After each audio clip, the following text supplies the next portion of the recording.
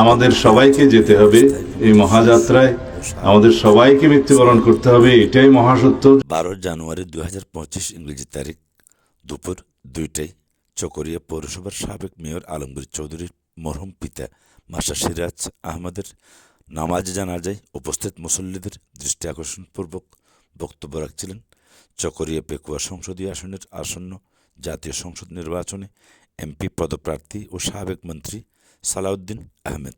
জামাত মনোনীত এমপি প্রার্থী আব্দুল্লাহ সন্তানরা মরহুম এবং মরহুমার রুহের জন্য মাগফিরাত কামনা করেন এবং ঋণ থাকলে সেটার বিষয়ে কথা বলেন, দোয়া কামনা করেন। আর কোনো ব্যবহারে যদি কেউ কষ্ট পেয়ে থাকে জীবদ্দশায় সেই জন্য ক্ষমা প্রার্থনা করেন, এটাই নিয়ম। এখানে কোনো রাজনৈতিক বক্তব্য তো দেওয়া উচিতই না।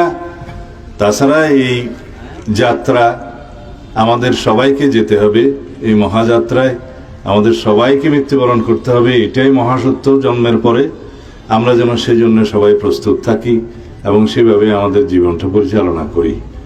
আমি মরহুমের আত্মার মাগফিরাত কামনা করি।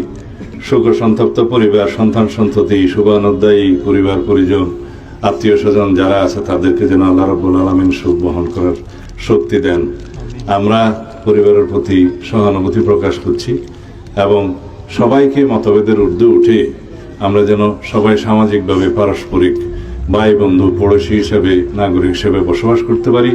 সেই জন্য আমরা সবার সহযোগিতা কামনা করি এবং পারস্পরিক সহযোগিতার ভিত্তিতেই একটি শান্তিপূর্ণ সমাজ বিনির্মাণ হবে ইনশাআল্লাহ।